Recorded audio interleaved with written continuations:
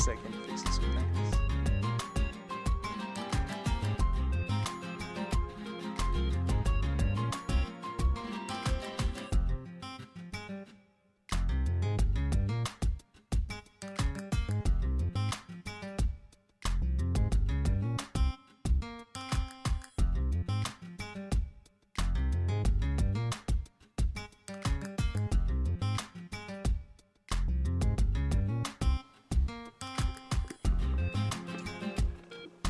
Welcome to the January 14th meeting of the Planning Commission.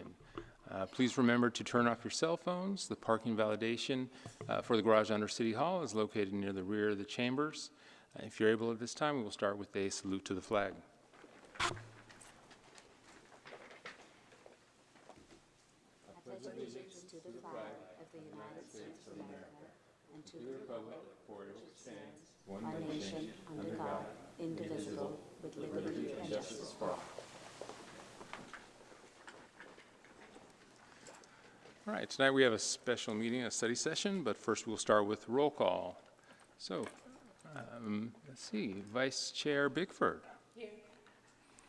Commissioner Barroso. Here. Commissioner Bondal. Here. Commissioner Cantrell. Commissioner Cow. Here. Commissioner Casey. Here. Commissioner Escobar. Here. Commissioner Nguyen. Here. Commissioner Oliverio. Commissioner Young. Here. And myself here. We can move forward. Is there anything else before? Okay, we'll move forward with a report on the cost of residential development in San Jose. Staff, do we have a presentation? Yes, good evening, Commission. Manira Sandhir, Deputy Director of Planning with Planning, Building, and Code Enforcement. I'd like to welcome Eric Sullivan, the Director of our Housing Department with the city, here to present on the cost of development study. Just to tee it up for the Commission, the cost of development study is something that the city does every few years to evaluate how the development industry is acting, and that can help inform policy decisions that are made by City Council and perhaps sometimes recommended by the Planning Commission. This study was led by the Housing Department, but was also in partnership with Planning, Building, and Code Enforcement, as well as the Office of Economic Development. So with that, I'll turn it over to Eric Sullivan, who is also joined by Jared Ferguson, our Principal Planner. Thank you. Eric Sullivan, Director of Housing for the City of San Jose. And as Manira had mentioned, we work with Jared and the team at PBCE and OED and a number of other departments are comprising this study to look at the cost for the development of residential on both market rate and affordable housing. So this presentation was part of an overall study session that we gave to council. That was a 3-hour session. So I'm going to move through the slides a bit quickly today so we can have time for questions and answers at the end of it. And I'll go through the first part, which is the market rate development, then I'll get into the affordable housing side afterwards. And I'll try to get through it in about 20 minutes so we can leave a good enough time for questions and discussions. So first off, just a quick background. We hired a consultant, EPS and CSG advisors, to put together this analysis for us, along with city staff from many departments.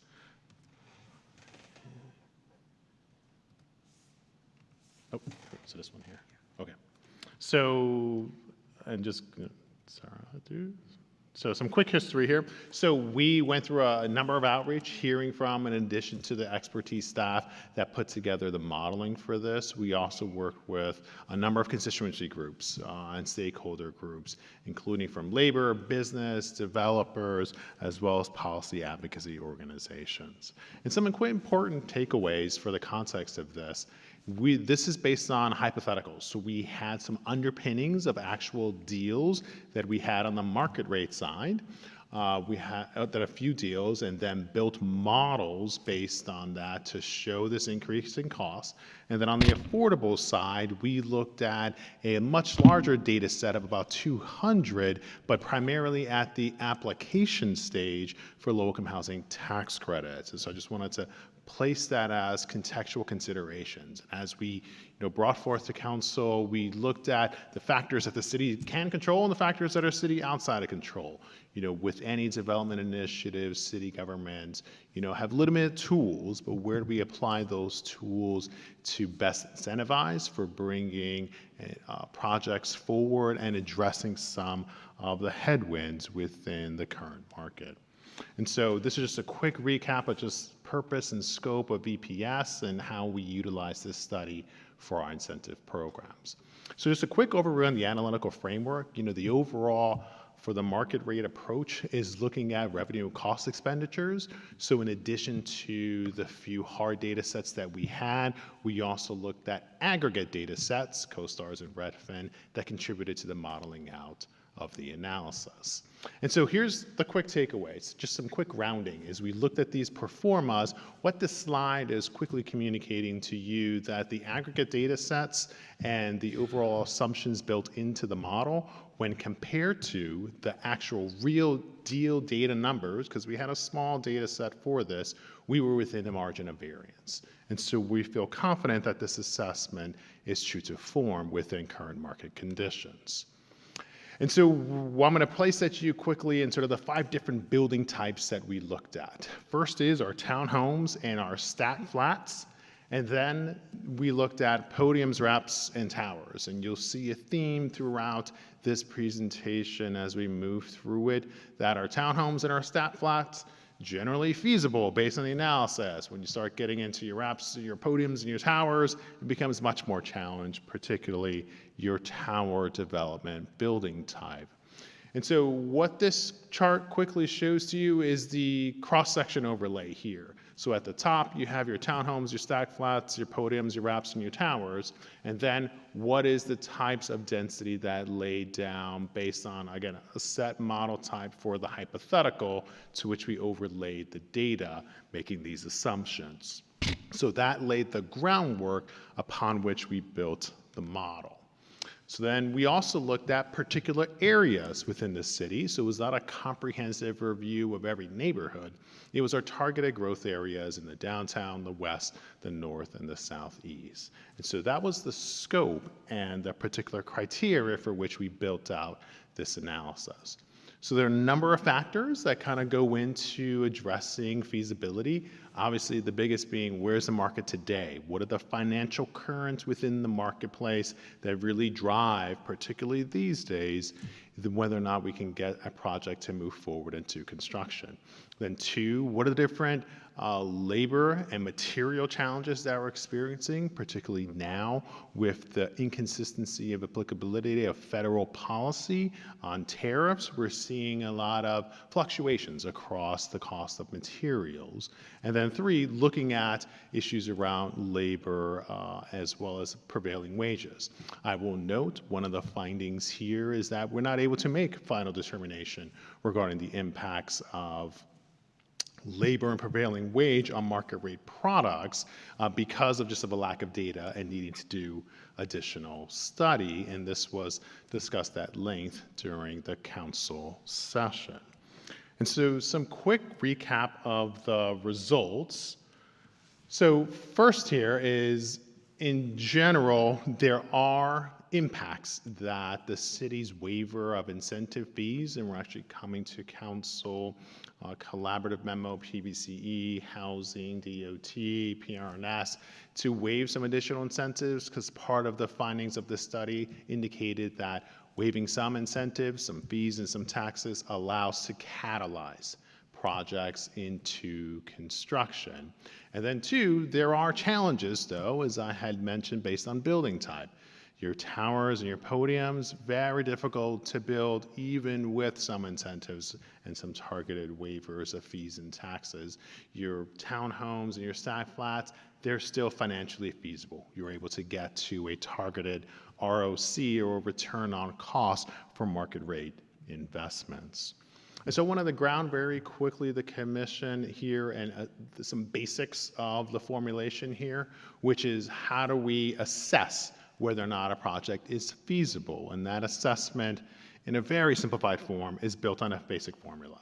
What's the project value minus its cost and your effective residual land value, which is the land value that you get when you take your total cost minus your project value. That formula, in a very kind of simplified form, allows us to determine feasibility. So when you look at a pro forma for a market rate development, and I want to separate that from affordable housing development, which I'll discuss a bit later.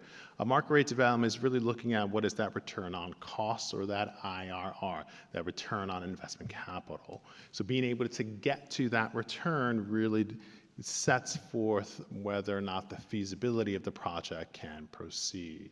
So based on that basic formula, we then did the cross-section between your product type to where in the city. And you can see podiums, wraps, towers start to go negative pretty quickly.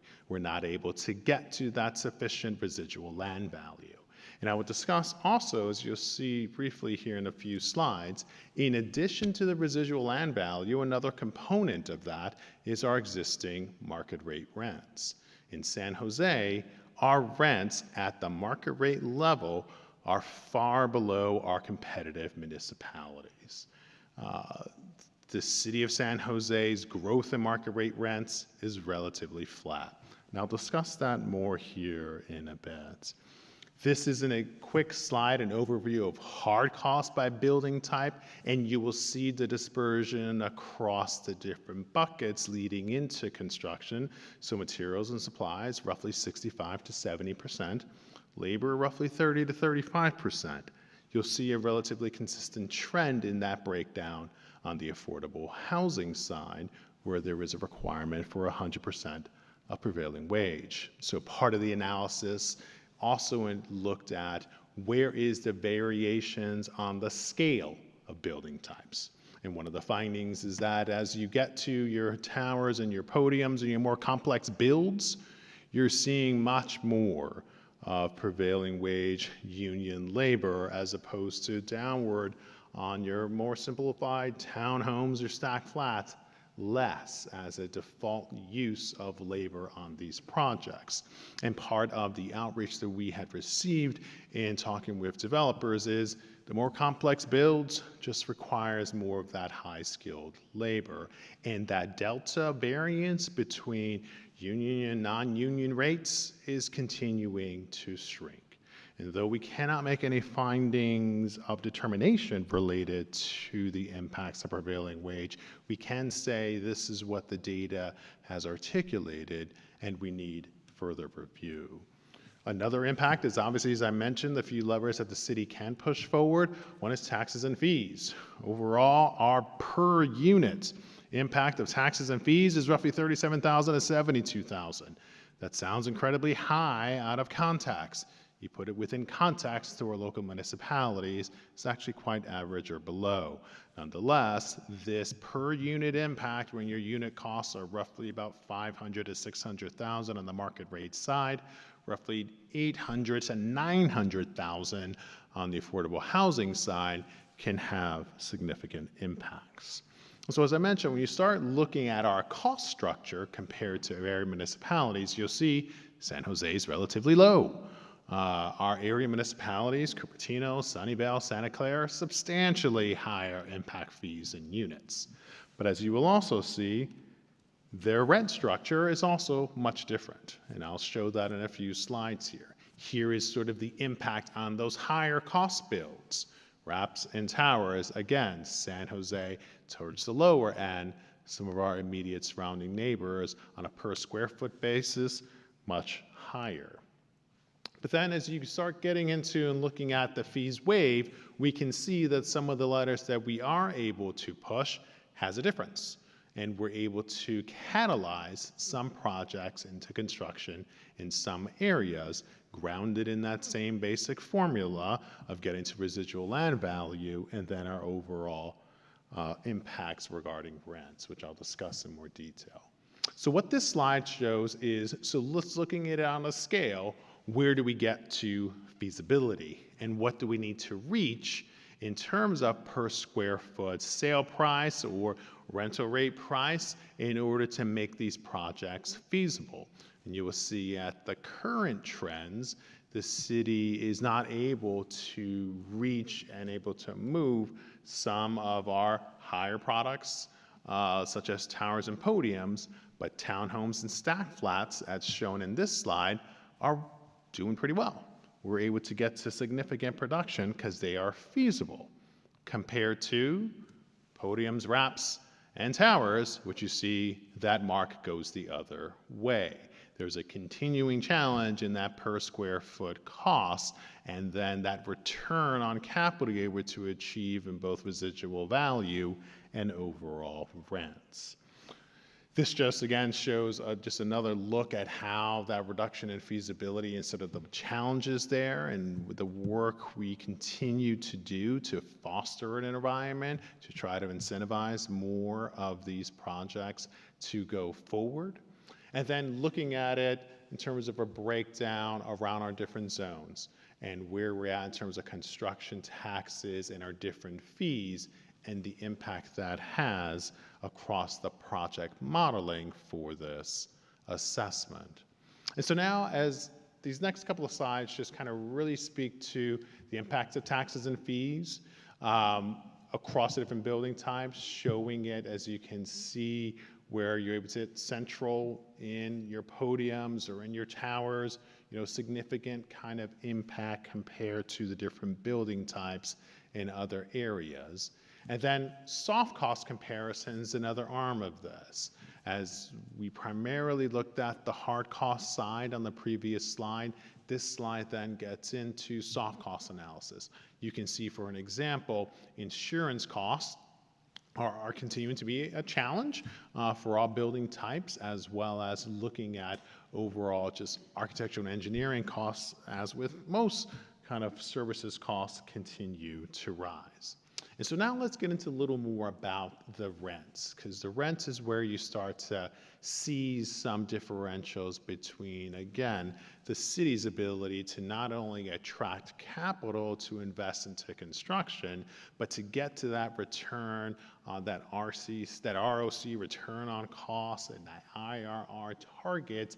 In order to return on residual capital, we have to be able to get that rent structure to support that debt. As you'll see through some of these slides, San Jose, again, sort of stands apart. Our rents and sale prices are below where our competitive cities are in the immediate surrounding area. So the challenge to the attraction of capital for the actual project then tied to sort of what is the ongoing rents we're able to reach is where you get to, for those podiums, those towers, you get to some significant challenges. And so the key takeaways here are really that, our lower cost bill, our lower skilled bills, your towers and your stack flats, they're doing pretty well in this marketplace. But we need to provide and look at more targeted incentives for our podiums and our wraps, getting to the types of density we want to see within particularly our downtown area requires some additional intervention that the city can do, but also acknowledging there are natural caps based on market conditions. And so now this is a quick overview that we did about office to residential conversions. I'll speed through this pretty quickly here.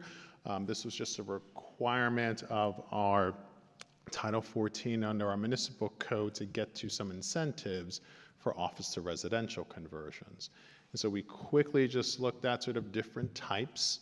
Not all office buildings are built the same. Typically, your older office buildings are more doable for conversions to residential.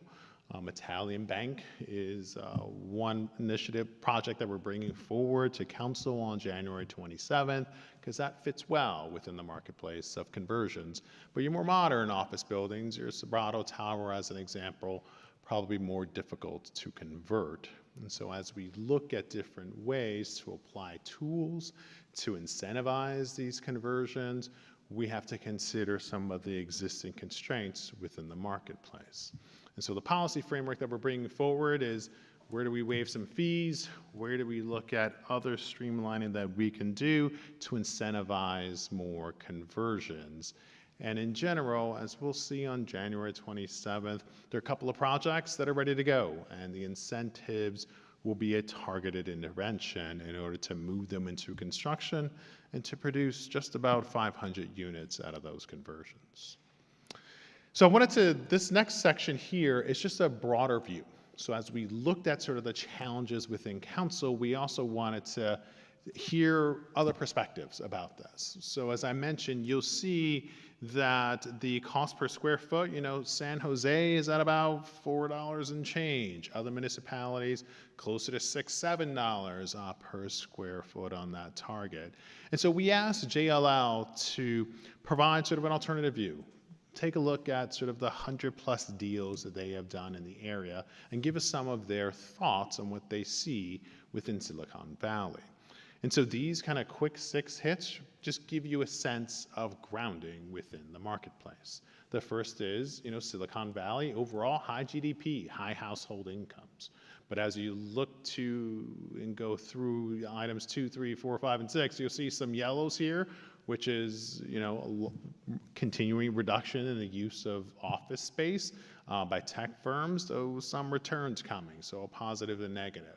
Also challenges around overall kind of continues to be very cost prohibitive to live here. So that's a downward pressure as we, again, continue to have challenges around overall housing supply. The Bay Area also operates a considerable amount of shortage. And so as we look at that cost pressure, we're not seeing that growth in rents despite that high demand.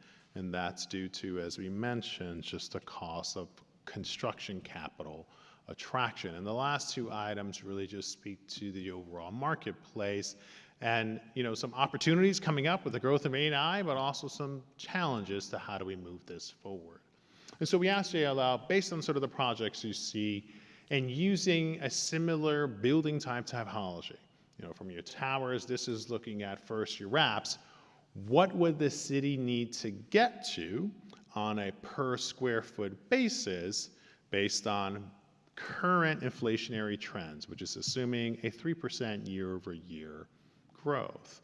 And what they showed us on their analysis on existing deals, again, sort of a proprietary data set, their projection was for your wraps, we'll need to get to from what is now roughly $4 and change, $4.40 to $4.60 per square foot. They'll need to get to, they're saying, closer to $5.30, $5.40 for your wraps in order to make it as attractive capital investment, which is based on, again, assuming our 3% year-over-year inflation is about year 5. This gets a little more challenging for your podiums because now it's out about roughly year 9 at $5.81 per square foot.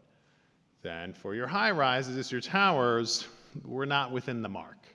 And what this slide indicates is our rent structure, our RRC, our IRR for market rate developments are challenged, both with headwinds from the marketplace and some of the tools we can get to implement incentives through construction and fee tax waivers and reductions can help, but generally the rental rate environment on the market rate side and the challenges to construction capital attraction as we're seeing essentially an artificial cap in market rate developments, as my department oversees market rate incentive programs as well, is they're basically being capped at $200 million or below.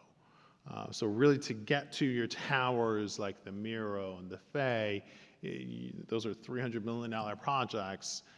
We've got to see significant kind of increases in our rents. Right now, we're not seeing that.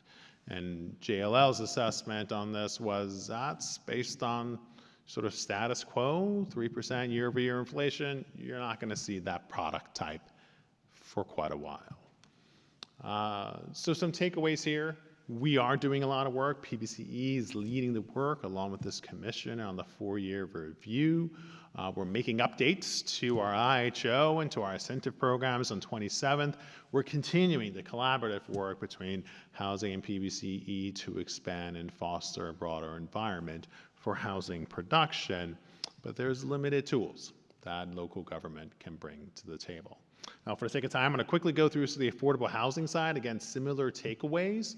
One of the items I will kind of point out here, there's been a significant investment to build out more units within San Jose for deeply affordable, which is certainly needed, certainly admirable. At the same time, it has made our cost per unit much more expensive. And so as I mentioned at the top of this program, we looked at a broad set of data set, about 190 or so projects, most at the application stage. So there's a big delta sometimes between cost at application stage versus cost at actual certification of cost post-construction. But we also compared ourselves to other areas in Santa Clara County and then the overall 9-county Bay Area.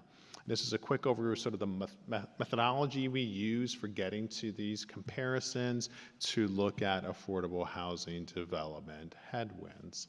And then some additional context here that identifies what are some of the significant challenges to sort of acquisition costs in the affordable housing financing side because of the structured financing of it, usually through the vehicle of low-income housing tax credits.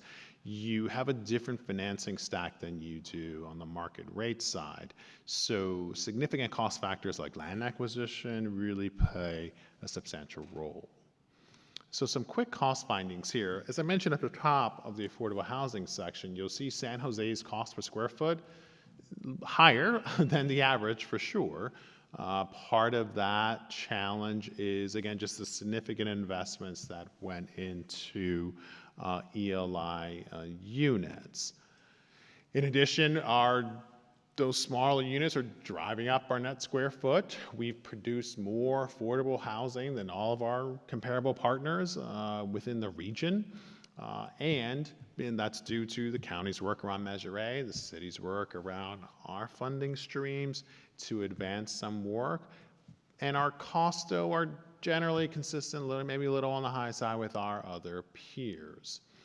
When we started looking at our development comparisons to Bay Area, Sacramento, then down in Southern California, you can see our developments sort of had more units. We have more concentration. We also have smaller units, again, with an emphasis being on our smaller bedroom sizes, so our studios and 1-bedrooms.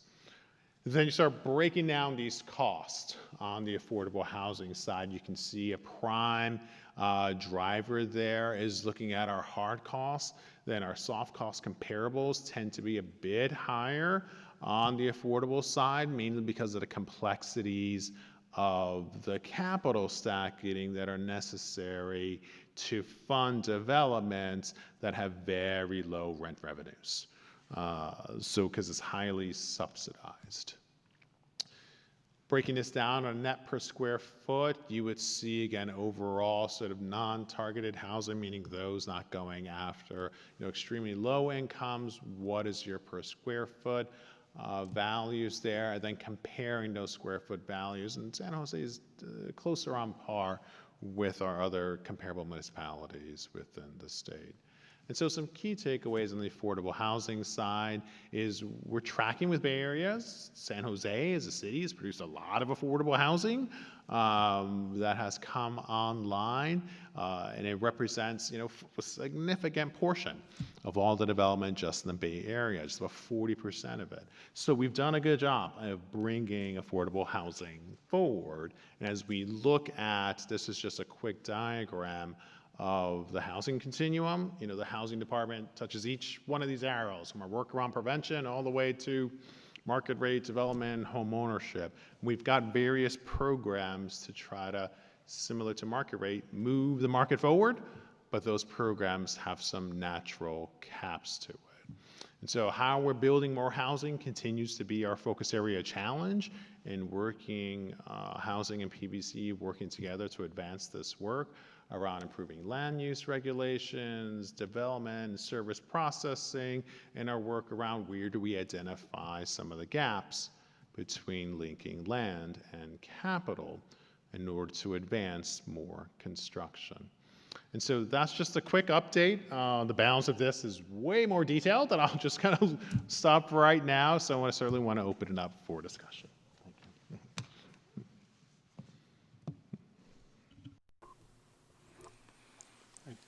Commissioners, do we have any questions, comments? Commissioner Casey. Thank you, Chair. If you go back to slide 22 real quick, I was trying to understand the podiums, why are there so much lower cost in West San Jose versus the rest of the city?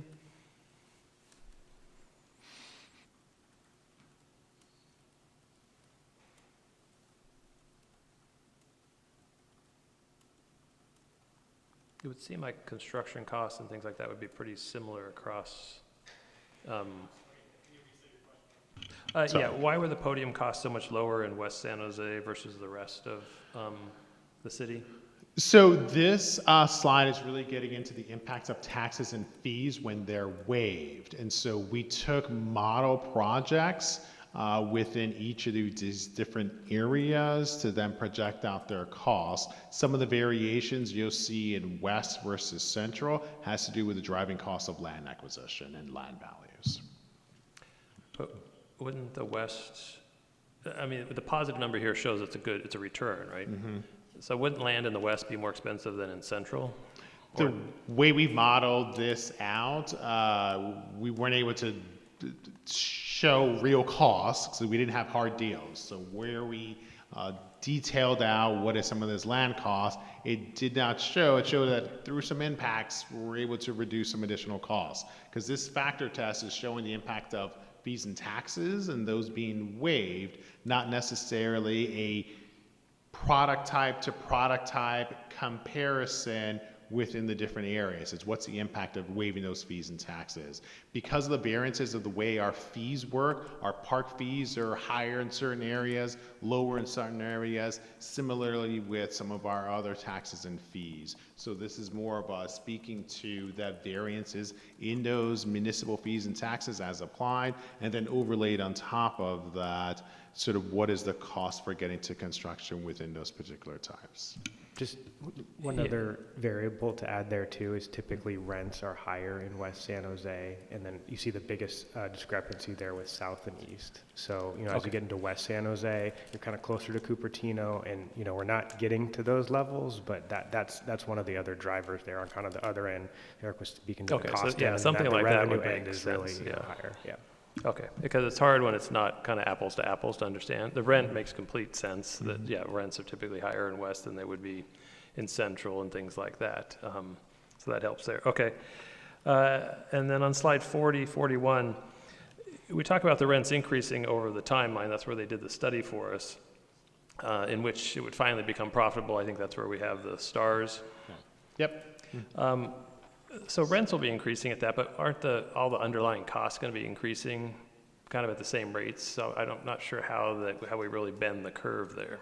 Correct, and that's what this slide is articulating, is that we're not able to really bend the curve. You'll see at the top corner, it's pretty small, so it's a little difficult to see the ever-increasing cost of both on your rent slide and then on your revenue slide, and then also on your expenditure side. So as those two increase year over year, and you're seeing some increases in your rents, your costs are still continuing to go up as well, which is why the feasibility period based on this analysis is looking at years 9 and 10 into where those stars. Like if you're able to kind of get those into comparison. What JLL had assumed within this cross structure, and you can see that somewhat in the table at the top left-hand corner, is, okay, if you are taking status quo, you're doing nothing based on where we're seeing kind of rent growth and then some adjustments on the expenditure side, though they're increasing.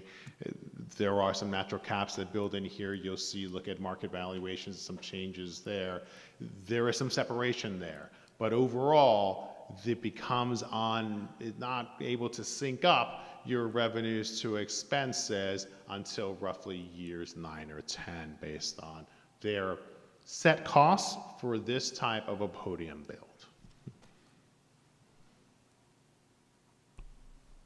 Oh, okay, thank you. Yeah, it's just it's hard to decipher exactly the assumptions that went, obviously it's a summary slide, but yes, the underlying assumptions in terms of growth rates between the two and things like that. Okay, Do we have copies of the slides, and is there supporting documentation behind them so we can dig a little deeper into the numbers? Yeah, so there's an entire report that's published on our website, and you can see kind of the layout for that. For the slides that we have provided from JLL, we don't have this, we just took their slides and their data and provided this alternative. For all of the hypotheticals that we put forth, you can see the accompanying report, which details the data set and the underlying equations. Okay, thank you. Commissioner Cow.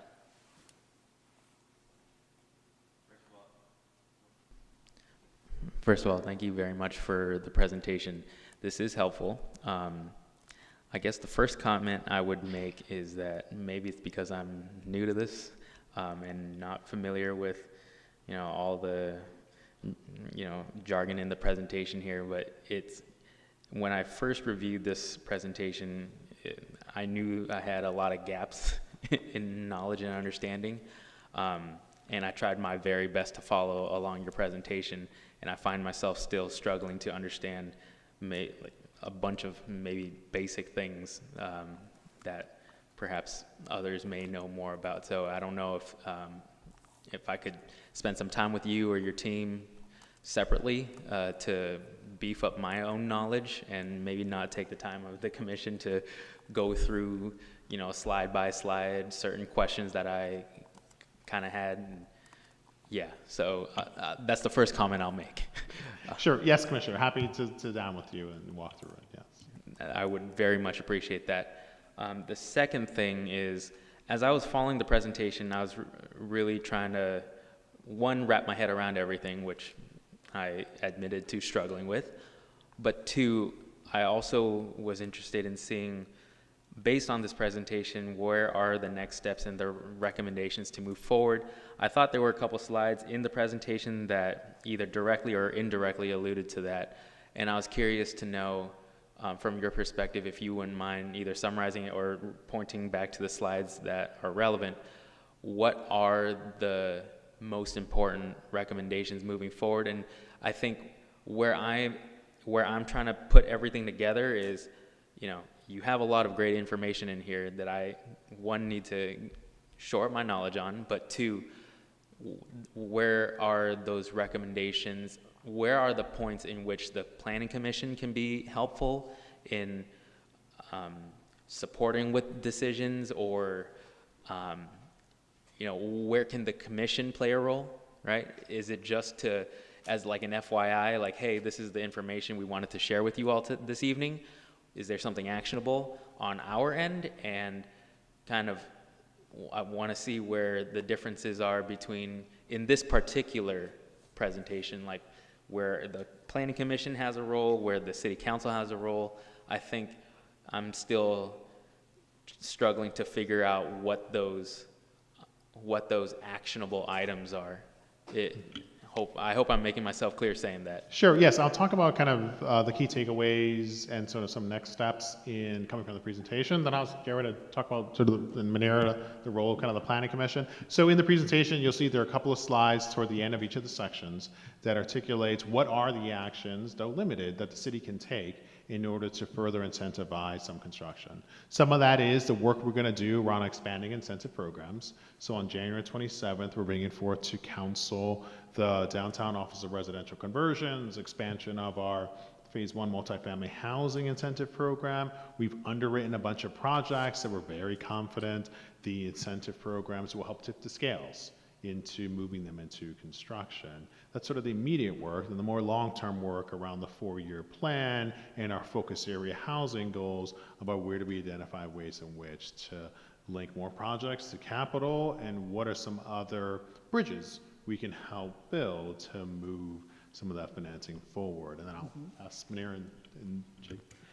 Yeah, so I think it's helpful context for the commission in the larger aspect of kind of the policy realm of what's the city doing overall to kind of incentivize and how we can increase housing production. And then as it relates to directly to you and the Planning Commission and land use, as you're also serving as the task force of the the general plan 4-year review, just keeping in mind the economics as we think about decisions around land use. We're looking at how we grow residential capacity.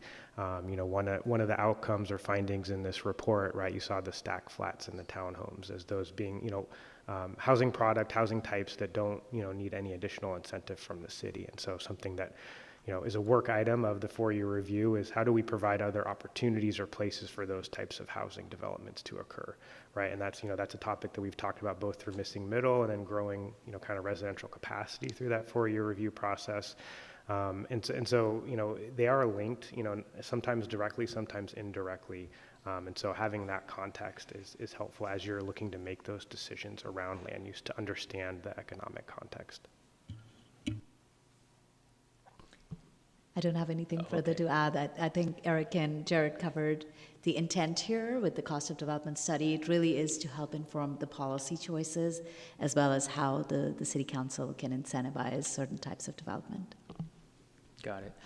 And perhaps the last comment I'll make for now is Commissioner Casey, I think, alluded to this earlier in his comments. As I understand it, from very much a layman's perspective here, different areas of San Jose command different rent prices. And for example, the slide that, I think it's slide 30 that I'm glancing at on my laptop, for average rents and sale prices, neighboring city comparisons, it looks like the city of San Jose is lower relative to Santa Clara, Sunnyvale, Cupertino, Mountain View, but my hunch would be that across the 10 districts, that if we broke the data down by district, it would be very different. I wonder if in these kinds of presentations, do you have the data already available by district, and is that something that's easily accessible to the Planning Commission?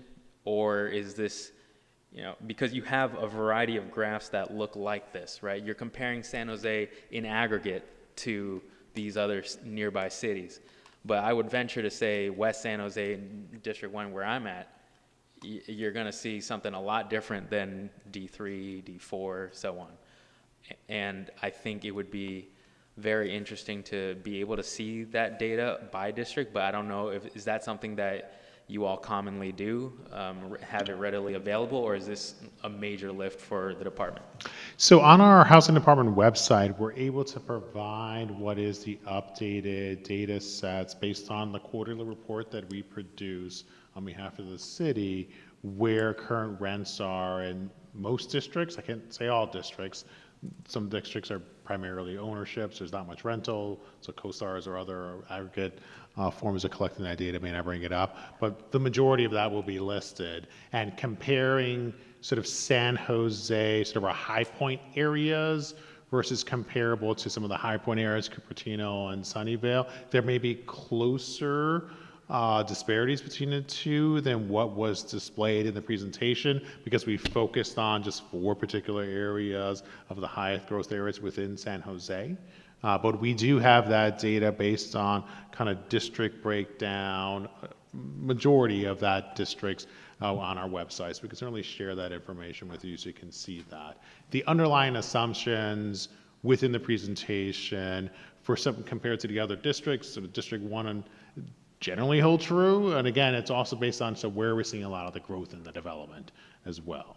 So that's another overlay into this analysis, is where some districts grow faster, have more new construction projects than others.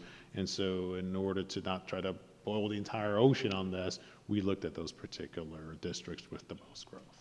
Just one other macro thing to keep in mind too is, you're looking at rents, and the rents outside are higher in those other jurisdictions. The challenging part for us is that we still pay the same costs. So the cost of construction in those other jurisdictions is the same as we pay, but they're having those higher rents. So then we start to look at those models, it's more feasible potentially in those areas because, and so that's our challenge, has been our challenge over time. And across the Bay Area as well is the cost of construction is just so high, especially when you start to look to other regions.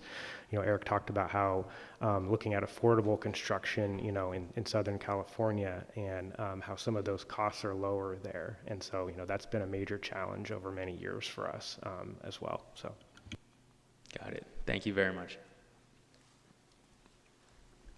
Commissioner Bandel. Thank you, Chair, and thank you for the presentation. So per the cost of development study, it shows that podiums, wraps, and towers are a bit difficult to build right now. Even when we waive the fees, it's just not penning and penciling out, right? But what is possible is townhomes and stacked flats. So my question really is, with the amount of land that we have available in San Jose, which is not a whole lot, do we take what we can get now, or do we wait for a better day when the podiums, wraps, and towers are feasible? So if we're in search for density, right? So townhomes and stack flats have less density. Do we build those now, or what would your professional opinion be, to kind of wait on it, or take what we can get? Well, my lane in sort of housing production and finance is sometimes a different lane than planning, right? So planning has to think about what is the future of the city that best balances out our total revenues and our total costs, right? Lower density product, though it adds more units to it, over time tends to be more higher costs. That's also balanced against if you build out the wrong types of density, or you build out density with other challenges, that can have a similar structure. I have no definitive kind of recommendation. Part of the considerations of the Planning Commission, and I think of Council overall, is to weigh these tensions, because there's no definitive right or wrong answer. We need production today. There's no question about that.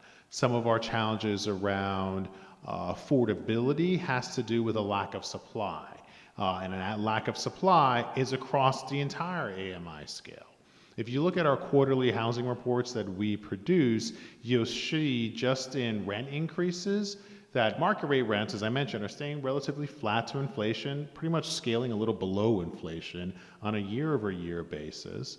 Class B properties, which tend to be Class A properties that are much older, about 15 to 20 years older, those rents are up 400 basis points above inflation.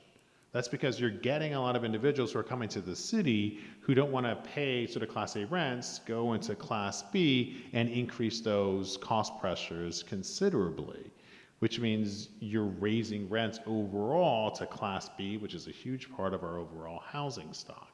Class C properties, which is your affordable properties built intentionally around affordability, those rents are relatively flat because they're relatively stable in terms of their structured financing of keeping the rents relatively low. Then your Class F, which is your sort of a lot of your apartment rent ordinance, sort of very low class properties, like those are also seeing a spike in rents because we're pushing down from Class B down to C down to F.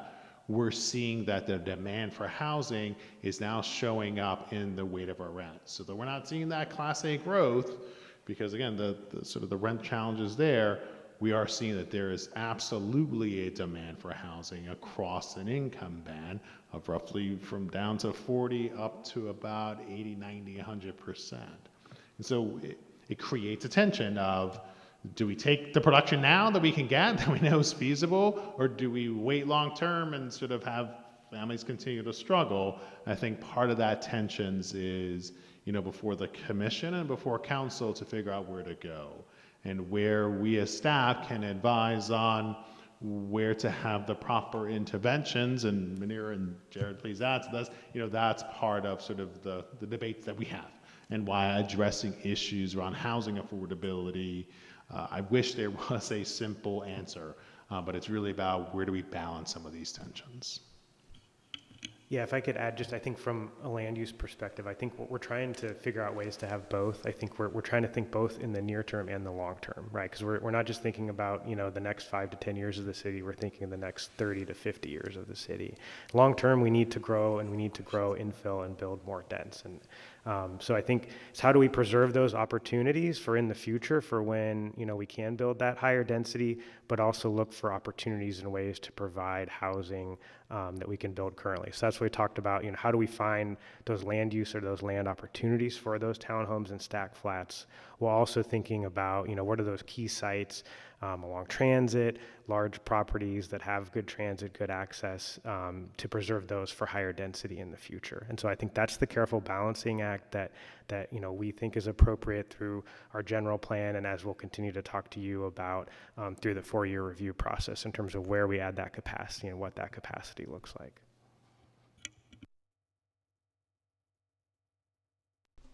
Thank you both. Okay, next is Commissioners Barocio and Cantrell. Can I check, do we have a hard stop at 6:30, or what is that looking like? I know this is one of the topics that is the top of mind of all the commissioners. So what does that look like? I think we can go a little bit over 6:30. We started a few minutes late, and we also will need to take a 10-minute recess before we can switch to the 6:30 regular agenda. Okay. So a little bit? Yes, Gotcha. a little bit. Thank you. Right. Commissioner Barocio.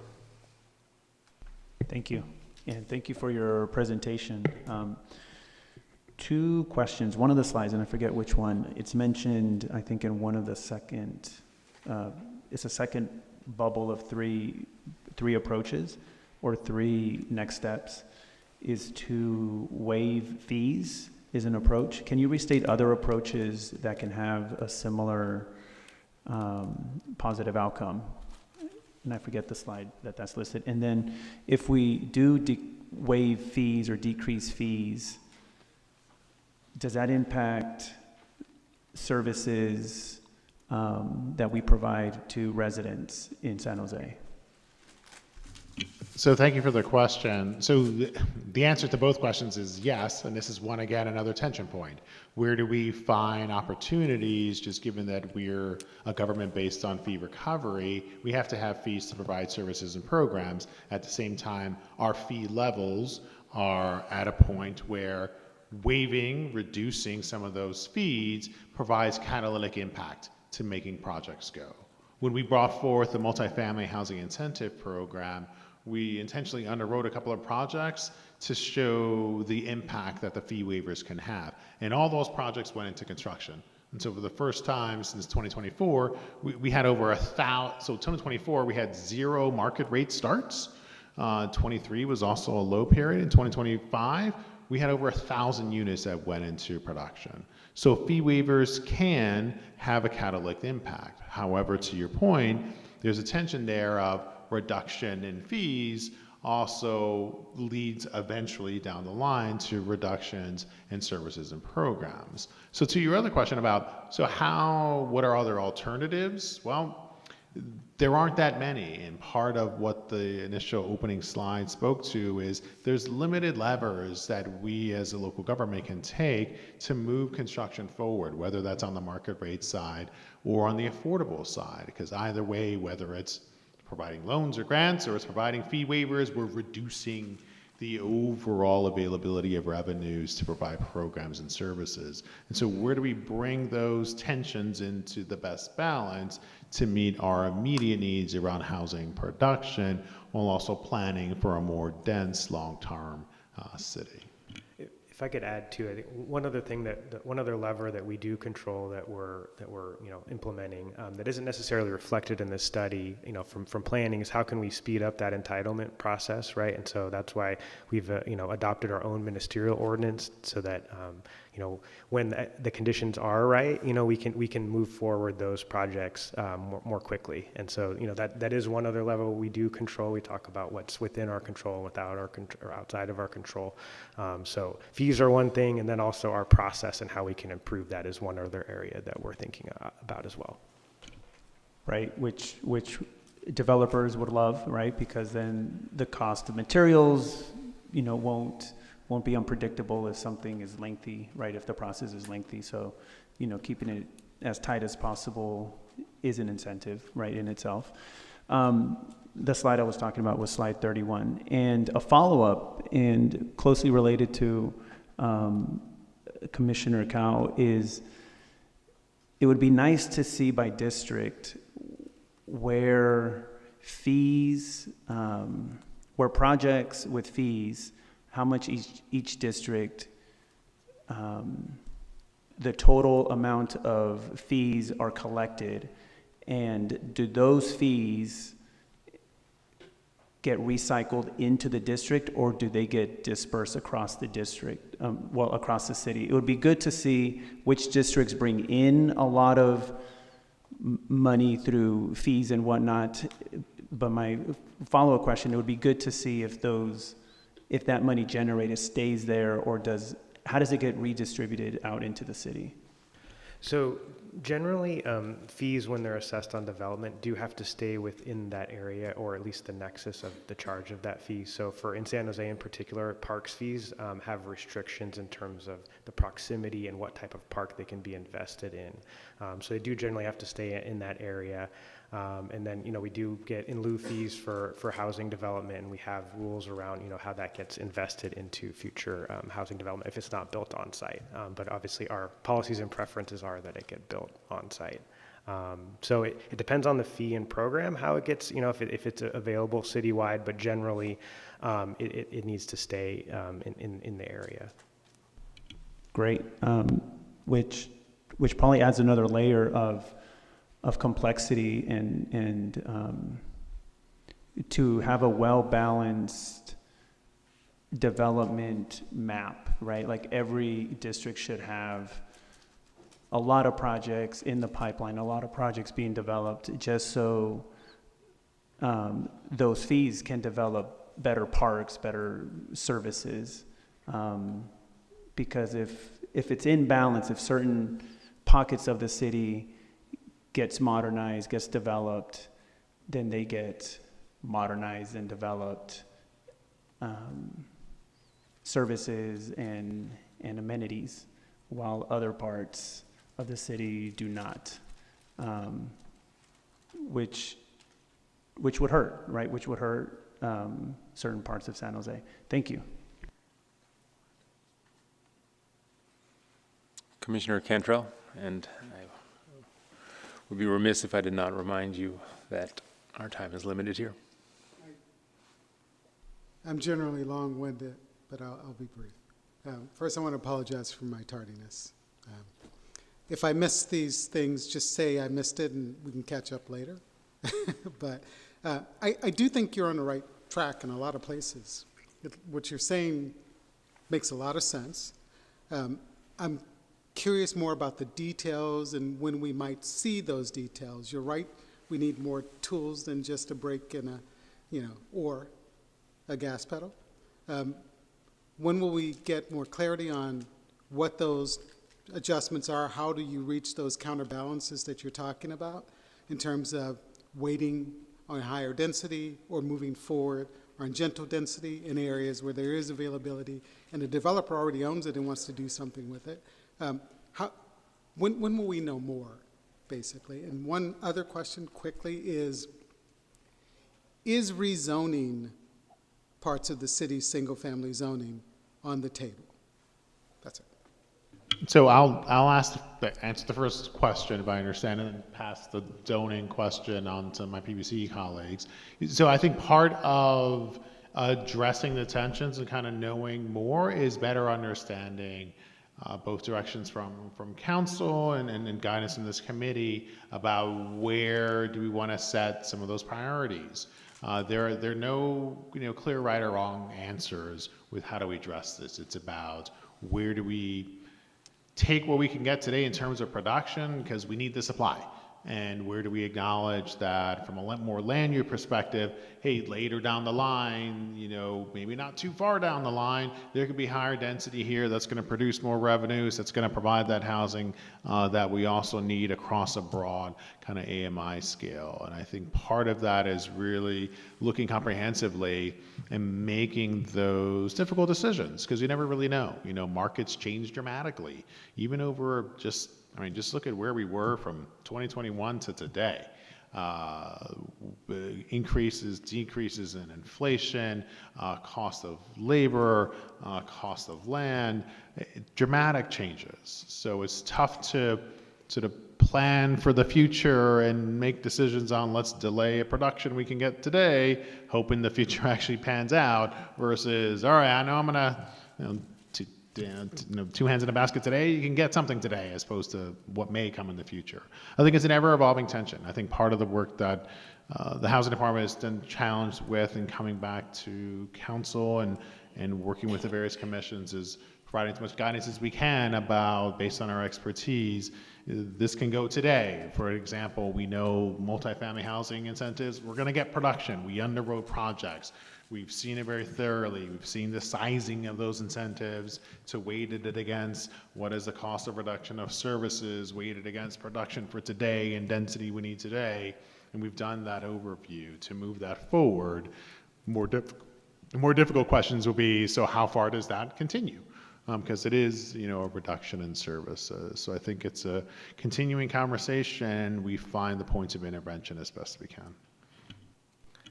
Yeah, so I mean, I think we're already looking at some of those things now. I was just reminded, in November, you saw the ordinance was actually just approved finally by City Council on Tuesday to expand where SB9 type development is, so that virtually everywhere throughout the city should be allowed to achieve those, kind of 4 units that SB9 would allow. So that's work we've already been doing. And then as we get into the conversation and with the task force, you as the task force and the 4-year review, our small multifamily program is looking at 4 to 10 units. How do we continue to expand or look for opportunities to expand in those lower density areas of the city to provide those opportunities? So I think those are things that we're going to continue to have the conversation around through the general plan. I think where there is some tension and where there is more of a deeper conversation is if we have higher density sites or sites that were identified for significant growth and lowering those densities to meet where the market is. And I think that's where there's sort of a more caution and debate around, what types of density should go on those sites now versus in the future.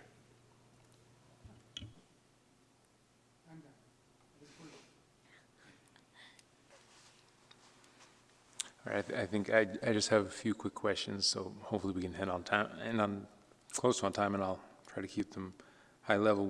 Jared, when you said that there's more caution surrounding, these priorities, can you further explain what you mean by that, where that caution's coming from? Yeah, I think, this comes in, we have, and I guess maybe the clearest example of this is, when we were talking about some of the projects that came in under Builder's Remedy, looking at lower density around our BART station, our Berryessa BART station. So allowing townhomes versus, larger apartment buildings on sites around a BART station. So those are the types of examples of where, is it worthwhile waiting a bit longer for denser development to come versus allowing what might be feasible today and, sort of a lower density product to go forward on those sites and reducing kind of those minimum densities.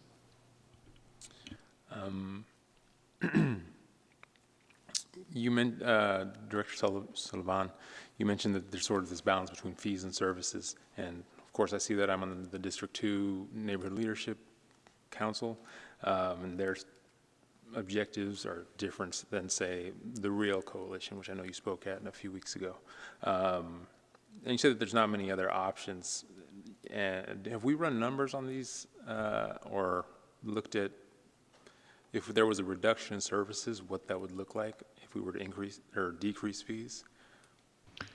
So what we brought forth, if I'm understanding your question, is as an example with the incentive programs, we've looked at what is let me just contextualize this a bit more. When we do 5-year budgeting forecasts, they build the fees based on the projections of projects that may or may not go forward, right? So they say we expect of our bucket of 25 projects in the pipeline over the next 5 years, we project 10 of those projects to go forward. Therefore, we get that revenue with that project, right? So that is based on, in terms of looking at the outward, here is assuming the projects can go forward.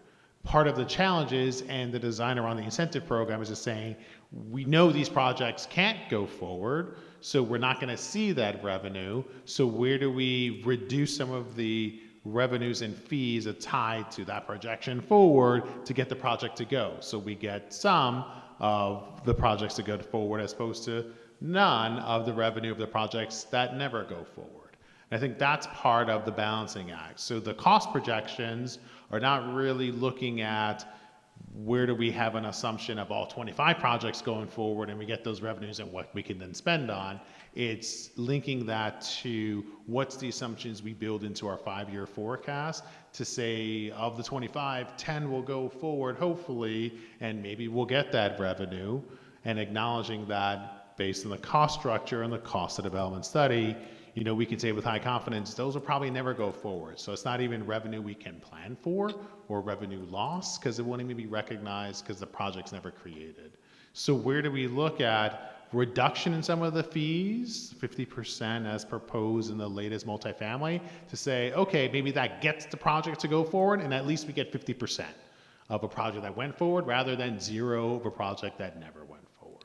And that's part of the balancing act of the tensions that we look to reconcile.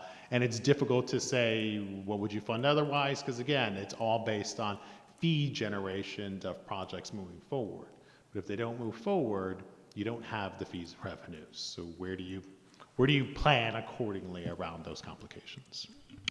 But so theoretically, if the fees went down, then more would go forward, right? Correct, and at least you get 50% of whatever the balance is, right? Right, but we wouldn't know where the cuts are going to come from. Otherwise, when there's a reduction in services, we haven't really dove deeply into which services would be cut, right?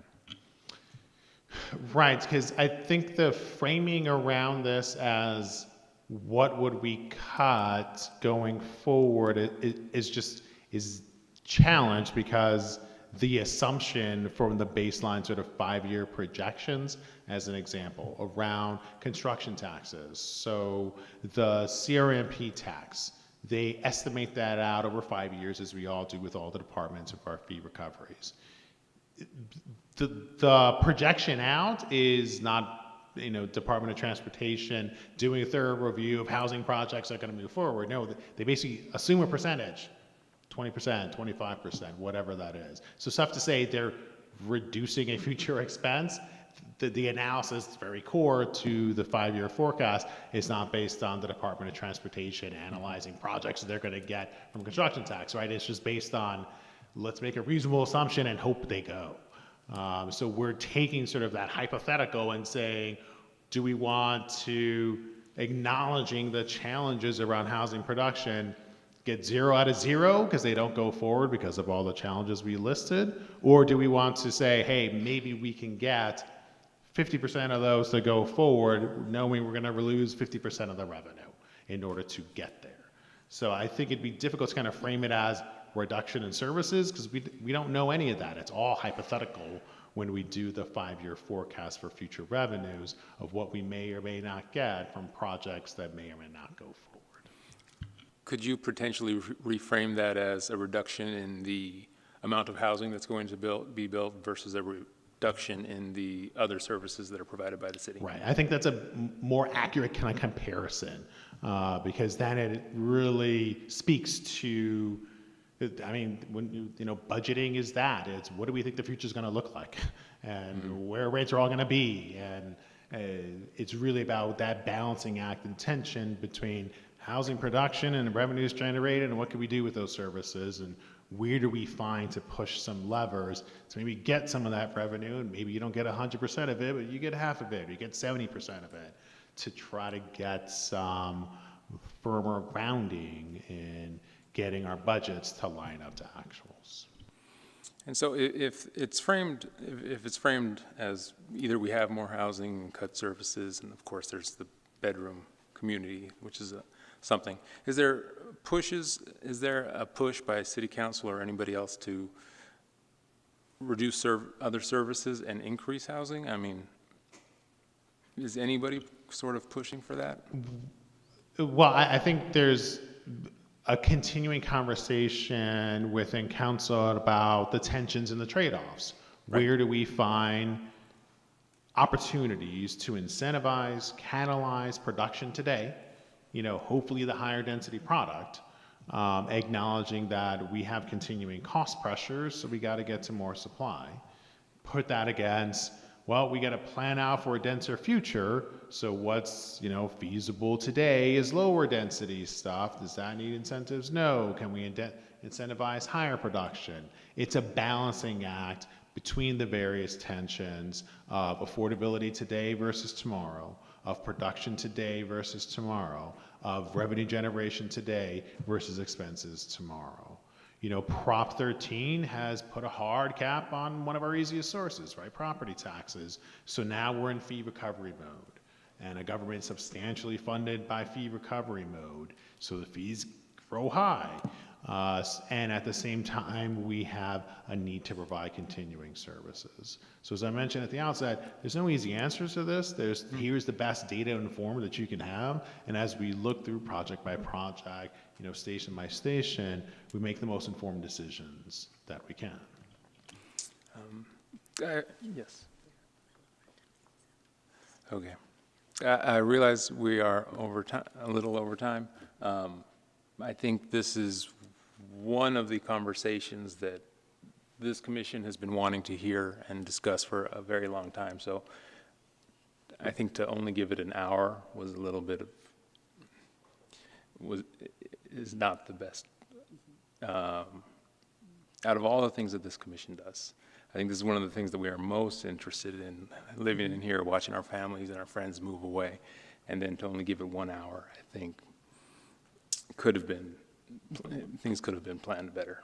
Thank you, Chair. We'll take that into advisement. I will say that we will have opportunity to discuss, the residential capacity and the future, like land use planning topics in the context of the 4-year general plan review. And we also welcome questions after the commission meeting. If you have specific questions, please feel free to route them to myself or to our Director of Housing.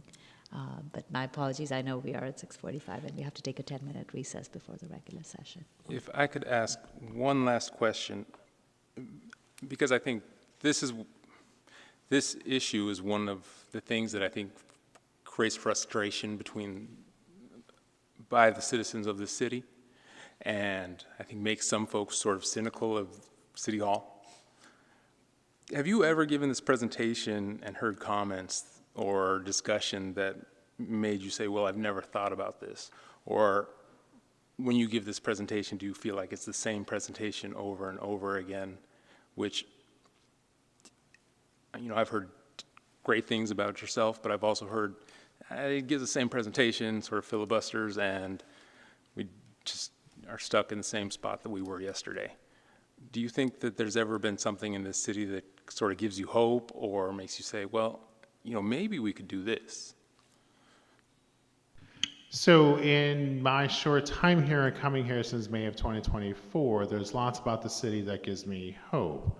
I think part of the challenges within San Jose and broader within California, and I can also speak to Northeast cities. I come from one, Philadelphia, Midwestern cities, Denver and Tulsa that I've worked in, is that the local governments overall are challenged to try to fix a problem around housing production that they have limited tools to fix. So when you look at the tools that local governments can bring, regardless of whatever city or municipality that you're in, we can't structure the markets to build housing in areas that we wanted to build it. We can't structure the markets to say, have lower rents, we're gonna put hard rent caps, because then the units become challenged. As someone who grew up in public housing, has an entire 3 generations of family who grew up in deep poverty in public housing, federal government's pretty terrible at providing housing. So where do you look at some of the challenges around the need for continued subsidized affordable housing and the role that local government plays in building that out? And so there are lots of ideas that come forth throughout my time here and in many other cities whereby you hear those are great ideas, but how does local government execute and implement that? That's where the rubber meets the road around the challenge. And so we end up with a lot of dialogue around, is this a role for a local government, or is it a role for state government or federal government? Conversations today around, let's extend out mortgages for 50 years. whole lot of challenges around that. That's all going to, in my view, having done this for 20 years on both the bond financing side, the development side, the affordable housing side, is that just means more costs for lower income people over a longer period of time, right? There's competing tensions. Yes, you get some immediate savings, sure. But I think it's an evidence of lots of conversation about lots of ideas that are constantly recycled within this industry. And we can talk about the same challenges around affordability. I mean, someone who's been attending these conferences for 20 years, there's challenges around affordable housing. Yeah, there are. But we're not, as much as the new ideas are, the tools and the avenues for local government to deliver on that become very limited and challenging. And that's my general opinion. I cannot thank you enough for coming and speaking to us. I have nothing but reverence for the job that you do. I cannot imagine a more difficult job or pressing job, particularly in this city. And I appreciate you dedicating your professional career to attempting to address these problems. So thank you very much, Director Solivan. Thank you, Chair. And with that, we will recess for 10 minutes and then begin the normal Planning Commission meeting.